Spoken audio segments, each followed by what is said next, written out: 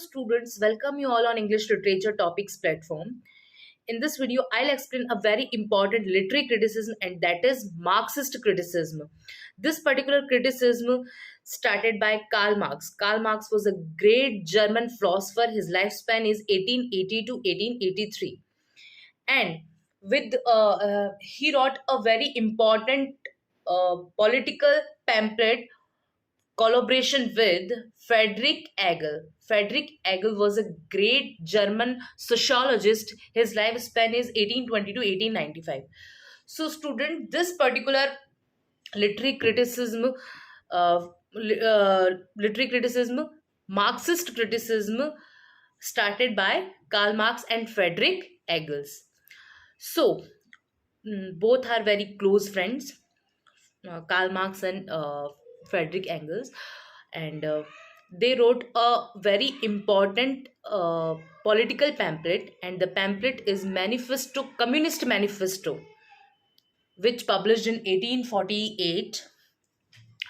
So, student, uh, what is the theory of Karl Marx? What he want to say in this theory? So, let's begin. देखो, Karl Marx जो है वो एक German philosopher थे और Frederick angles जो है वो एक जर्मन सोशोलॉजिस्ट थे। ये दोनों बहुत ही अच्छे फ्रेंड्स थे। इन्होंने इस मार्क्सिस्ट थ्योरी में क्या बात की है वो आज हम बात करने वाले हैं।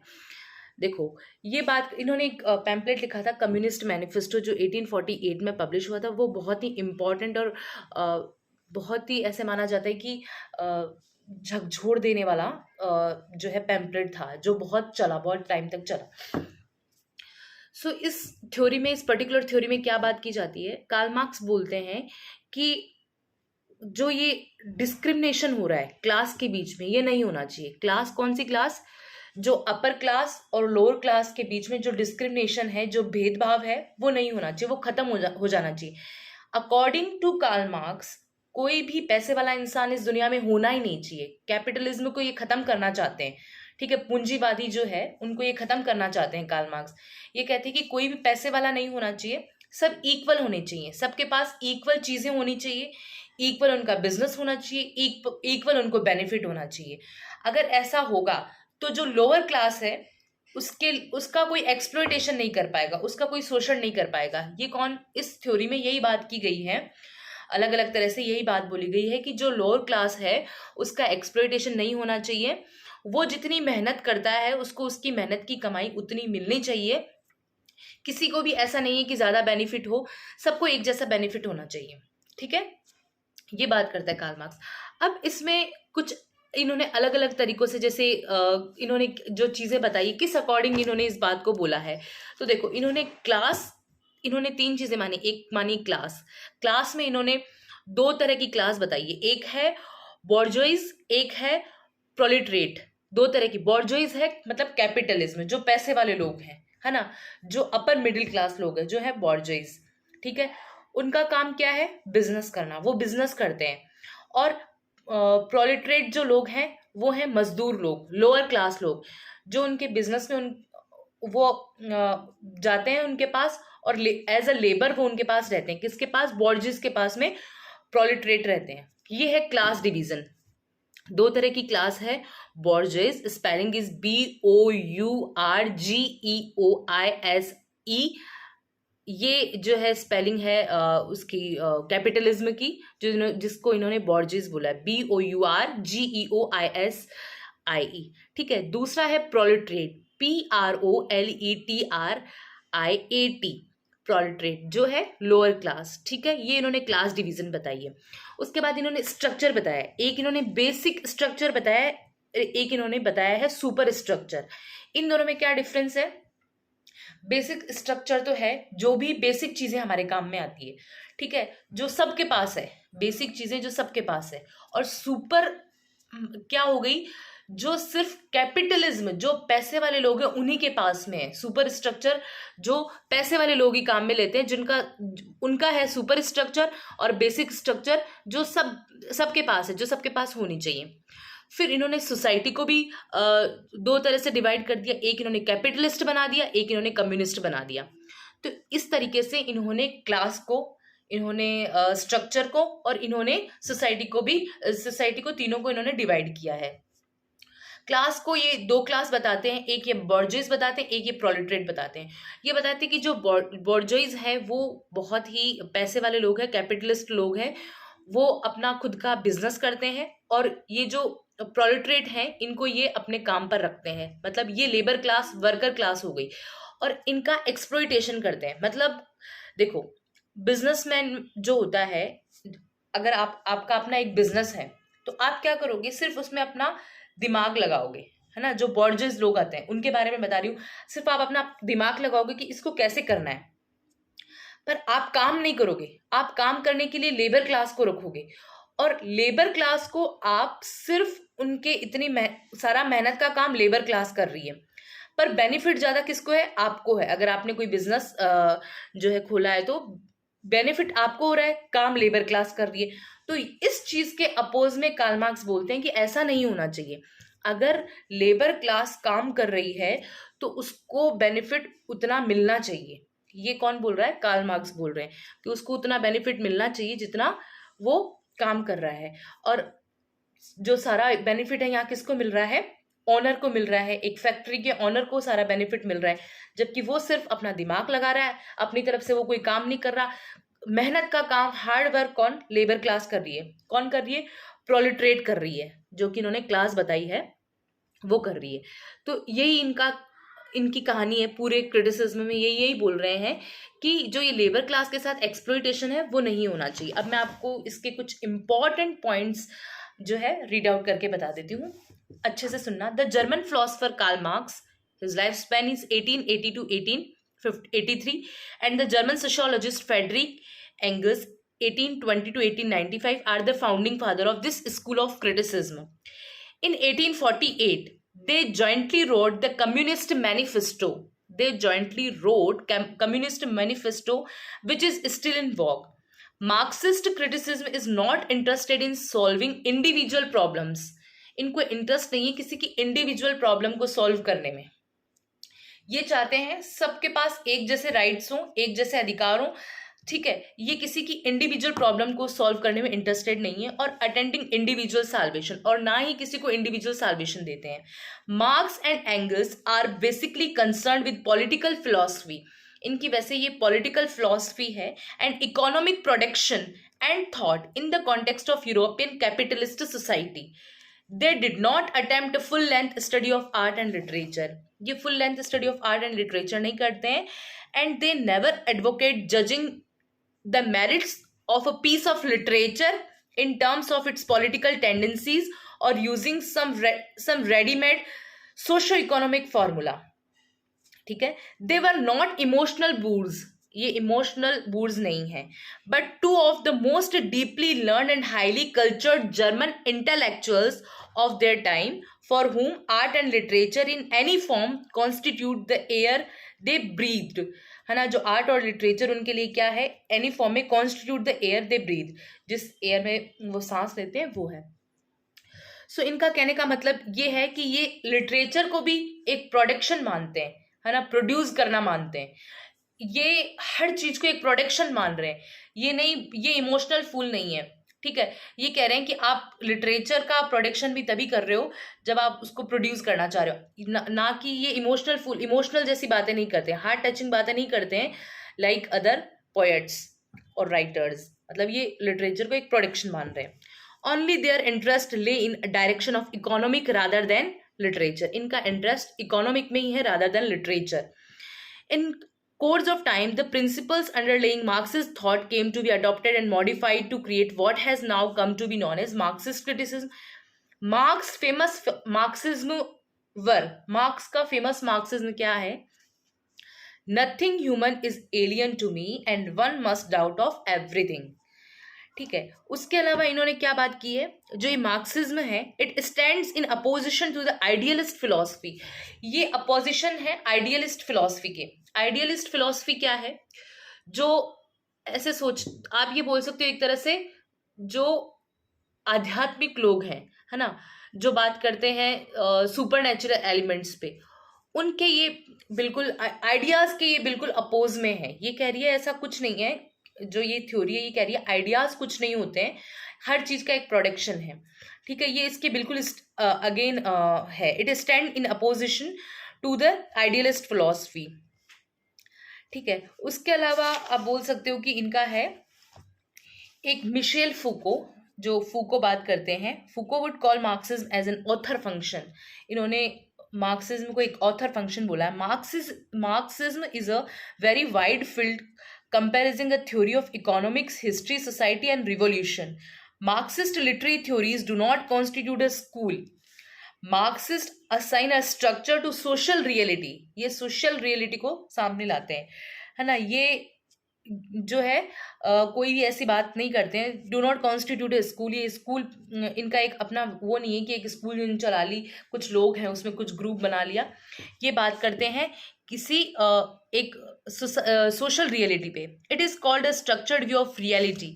Society is not a vague indistinct background, it has a definite shape in history. और इनका क्या मानना है कि ये जो डिस्क्रिमिनेशन है या जो लेबर क्लास का एक्सप्लॉयटेशन है, ये हिस्ट्री से ही चला आ रहा है। हिस्ट्री से ही ये चीज़ चली आ रही है और ये चीज़ अब खत्म हो जानी चाहिए। ऐसा नहीं होना चाहिए कि जो लेबर क्लास है उसका एक्सप्लॉयटेशन हो रहा है। ठीक है, ये उन लोगों के खिलाफ है। जैसे अमेरिकन ने बोला था एक बार कि देखो, बहुत ही इन्होंने इम्पोर्टेंट अमेरिकन ने बात बोली है कि जो जो हार्ड वर्क कर रहे हैं, ठीक है, लोग को उनकी हार्ड वर्क के अकॉर्डिंग पैसा मिल रहा है। सक्सेस कैसे मिल रही है? उनकी हार्ड वर्क के अकॉर्डिंग। तो ये कह रहे हैं कि हार्ड वर्क तो लेबर क्लास कर रहा है, ऑनर हार्ड वर्क नहीं कर रहा है। आइडियाज से कभी पैसा नहीं मिलता है, पैसा हार्ड वर्क से मिलता है, अकॉर्डिंग टू कार्ल मार्क्स। आप समझ गए होंगे कि ये क्या बोलना चाह रहे हैं कि आइडियाज से पैसा नहीं मिलता, इसीलिए आइडियोलॉजी के ये अगेंस्ट है। ये बोल रहे हैं कि हार्ड वर्क से पैसा मिलता है, हार्ड वर्क करो। ठीक है, और उसके अलावा कुछ इम्पॉर्टेंट चीज़ें इसमें बाकी रह गई।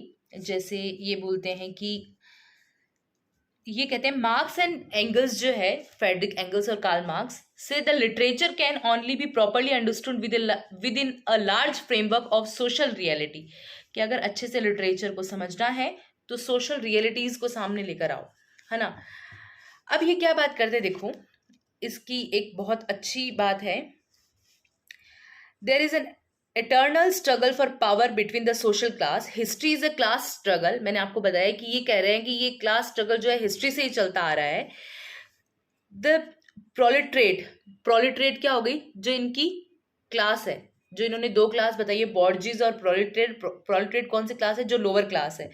The proletariat, the working class is always subject, जो क्या करती है, हमेशा एक तरह से आप बोल सकते हो कि नीचे रहती है ना। उसको एक्सप्लॉइट किया जाता है, वो नीचे रहती है बाय द बॉर्जिस के अंडर में रहती है। कौन सी class? Proletariat. The rich who controls the resource. और बॉर्जिस कौन सी क्लास होती है? The rich who controls the resource and the wealth of a nation, जो पूरे नेशन की वेल्थ को कंट्रोल करते हैं। The result of this exploitation is alienation. एक इन्होंने टर्म दिया एलिनेशन, जिसका हिंदी में मतलब है अलगाव। तो इन्होंने कहा है कि ये जो डिफरेंस हो गया ना, जो क्लास के बीच में, जो बॉर्जिस और प्रोलेटेट के बीच में जो डिफरेंस है, उसी को एलिनेशन बोला है इन्होंने। जो ये अपर क्लास जो लोअर क्लास का एक्सप्लॉइटेशन कर रही है, वही एलिनेशन है। It is process by which a worker is deskilled and made to perform task the nature and purpose of which he can not know. और ये जो अपर क्लास है, वो लोअर क्लास से, वर्किंग क्लास से मेहनत, वो मेहनत करवा रही है जिसका उनको पता भी नहीं है, जिसका पर्पस उनको पता नहीं है। वो अपना काम किए जा रहे हैं जबकि उनको पर्पस पता नहीं कि इस काम के पीछे क्या पर्पस हो सकता है उनके ऑनर का। उनसे वो काम करवा रही है। ही relinquishes his labor power to the capitalist in exchange for wage and becomes an appendage of a machine.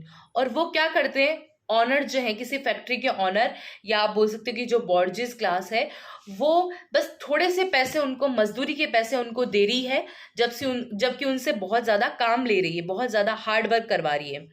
ठीक है, उस workers from the labour force they are thought of as hands. और ये क्या सोचते हैं कि ये सिर्फ एज ए हैंड हमारा काम कर रहे हैं। कौन? जो ऑनर है, फैक्ट्री के ऑनर, जो जो आप बोल सकते हो कि पैसे वाले जो लोग हैं, वो क्या कर रहे हैं, जो लेबर क्लास है उनको अपना एक हेल्पर समझ के काम करवा रहे हैं. People become commodities. The power structure can only be altered by the coming together of the proletariat, forgetting the division. अब ये इसका एक सॉल्यूशन बता रहे हैं कि अगर आपको ये सब चीज़ें, ये कार्ल मार्क्स बता रहा है कि ये सब चीज़ें गलत है, और ये कह रहा है कि अगर इनको सुधारना है तो अदर कोई ऑप्शन नहीं है. The power structure can only be altered by the coming together, कि तुम एक साथ आओ, दोनों क्लास एक साथ आओ, of the proletariat forgetting its division, और क्लास डिवीजन को भूल जाओ, अपर क्लास और लोअर क्लास के डिवीजन को भूल जाओ और एक साथ आ जाओ. ये डिवीजन नहीं होना चाहिए, ये डिवीजन खत्म हो जाना चाहिए और इनको साथ में आ जाना चाहिए. ये कौन कह रहे हैं? कार्ल मार्क्स कह रहे हैं कि यही सही तरीका है अगर आपको एक्सप्लॉयटेशन खत्म करना है तो. और तो कुछ इसमें इम्पोर्टेंट जैसा है नहीं, बस इसके कुछ मैं आपको बता देती हूँ, लाइक इम्पॉर्टेंट. फिर उन्होंने ये बताया, कई तरह की आइडियोलॉजी बताई है इन्होंने. ये कह रहे हैं कि बहुत तरह की आइडियोलॉजी होती है. रिप्रेसिव, देखो, every field has its ideology component. Every field, हर फील्ड में कोई आइडियोलॉजी कंपोनेंट है. And not all ideologies are beneficial और productive. Not all ideologies are beneficial और प्रोडक्टिव और डिजायरेबल फॉर अ सोसाइटी, कि कोई ज़रूरी नहीं है कि सारी जो आइडियोलॉजीज है वो सोसाइटी के लिए प्रोडक्टिव हो, डिजायरेबल हो. Undesirable ideologies are repressive. जो अनडिजायरेबल आइडियोलॉजीज होती है वो रिप्रेसिव होती है, बट दे मेक वे, पर वो रास्ता बनाती है through appearance as natural ones of the society. Repressive ideology in the words of Engels के अकॉर्डिंग रिप्रेसिव आइडियोलॉजी क्या है? फॉल्स कॉन्शियसनेस है जिसका कोई मतलब नहीं है. It is distortion of a material because the ideas are opposed to the material reality on which alone experience should be based. Repressive ideology is put in circulation by the ruling class to establish conscious in society. अब ये बात कर रहे हैं, for example the belief that man is superior to woman is sexist ideology. ये कह रहे हैं कि देखो हर फील्ड में अपनी अपनी आइडियोलॉजी है. फिर उन्होंने एग्जाम्पल दिया है कि जैसे आदमी औरत से सुपीरियर है, ये कौन सी आइडियोलॉजी दे दी? सेक्सिस्ट आइडियोलॉजी दे दी, जो बिल्कुल बेकार है, जो रिप्रेसिव आइडियोलॉजी जिसका कोई मतलब नहीं है. बस ऐसे ही दे दी. ये अनडिजायरेबल आइडियोलॉजी हो गई इस सोसाइटी के लिए कि man are the superior from the woman, है ना. ये सही नहीं है, ये एक सेक्सिस्ट आइडियोलॉजी है जो सही नहीं है. उसके अलावा to own a big cosy home is a capitalist ideology. एक बड़ा सा आरामदायक कंफर्टेबल घर होना, ये एक कैपिटलिस्ट आइडियोलॉजी है जो सही नहीं है ना, जो एक रिप्रेसिव आइडियोलॉजी जिसे बोल सकते हैं. ठीक है, तो ये कह रहे हैं कि हर फील्ड में अपनी अपनी आइडियोलॉजीज हैं जो कोई ज़रूरी नहीं है कि सही हो. फिर ये बात कर रहे हैं, इन्होंने एक पावर आइडियोलॉजी की बात की है एग्जाम्पल देके. The American dream is an ideology, एक अमेरिकन ड्रीम आइडियोलॉजी है. Implanted in the middle class, the success is the result of hard work. तो अमेरिकन ड्रीम क्या बात कर रहे हैं? Success is the result of hard work, कि hard work करने से सक्सेस मिलती है. And initiative and poverty is the result of laziness. और कोई अगर गरीब है तो वो आलस से भरा हुआ है. Poverty is the result of laziness, कि अगर कोई गरीब है तो वो आलस से भरा हुआ है, इसीलिए वो गरीब है. ठीक है, ये कौन? अमेरिकन ड्रीम्स बात करते हैं. अदरवाइज हार्ड वर्क करने वाला हर इंसान सक्सेस है.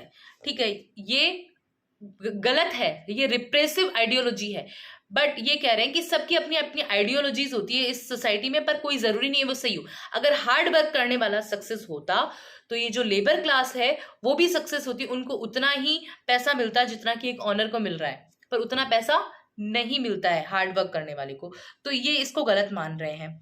उसके अलावा एक ये कह रहे हैं, it is a power ideology meant for legitimise and, ये एक पावर आइडियोलॉजी हो गई जो मैंने आपको बताई. सो ये बस यही बात कर रहे हैं, इस मार्क्सिस्ट क्रिटिसिज्म में यही बात की गई है.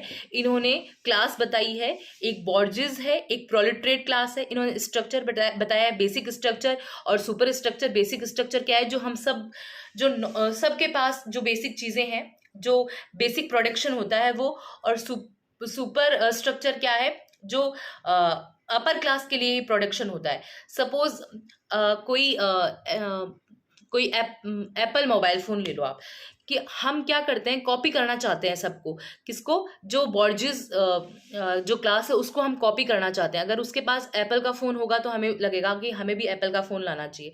तो हम क्या है, उस सुपर स्ट्रक्चर में आ गए, जो सही नहीं है। ये भेदभाव होना ही क्यों? अकॉर्डिंग टू कार्ल मार्क्स ये भेदभाव होना ही नहीं चाहिए, डिस्क्रिमिनेशन नहीं होना चाहिए, ये क्लास डिवीजन नहीं होना चाहिए, सब इक्वल होने चाहिए। ना कोई बेसिक स्ट्रक्चर हो, ना कोई सुपर स्ट्रक्चर हो, ना बॉर्जिस क्लास हो, ना प्रोलेटरेट क्लास हो, ना कैपिटल सोसाइटी हो, और ना ही कम्युनिस्ट सोसाइटी हो। कैपिटलिस्ट सोसाइटी का क्या मतलब है? जो बिजनेसमैन लोग हैं, जिसका एग्जाम्पल मैंने अभी दे दिया। और कम्युनिस्ट लोग कौन से हैं? जिनके लिए सब कुछ सेम है, कोई क्लास डिवीजन नहीं होना चाहिए, ठीक है। जो काम कर रहा है उसको उतना पैसा मिलना चाहिए, ठीक है। ये मैंने आपको बता दिया कि हमारी जो है मार्क्सिस्ट क्रिटिसिज्म था। और इसके कुछ इम्पोर्टेंट, अगर आप चाहें तो इनके थ्योरिस्ट के आप नाम देख सकते हैं, कुछ important theorists: Louis Althusser, Raymond Williams, Terry Eagleton, Fredric Jameson, ठीक है। 4 नाम बता दिए मैंने आपको: Louis Althusser, Raymond Williams, Terry Eagleton, Fredric Jameson have made significant contribution to it, and in the last 2 decades of the 20th century, Althusser would treat literature as state apparatus, an ideological imposition on society. Raymond Williams was interested in presenting a culture history of the Western world, deploying the Marxian matrix. So ये जो है मैंने आपको नाम बताइए क्या है, important Marxist theorist है। सो स्टूडेंट, आई होप आपको ये मार्क्सिज्म थ्योरी अच्छे से समझ आई होगी। आप इसको और भी जगह बुक में पढ़ सकते हैं इन डिटेल, और बहुत सारे वीडियोस इस पे बने हैं, वो भी देख सकते हैं, और ये वीडियो भी ज़रूर देखें। और सब वीडियो को देखने के बाद आप अपने नोट्स बनाएं, you make your own notes, तब आपको और अच्छे से समझ में आ जाएगा। Thank you.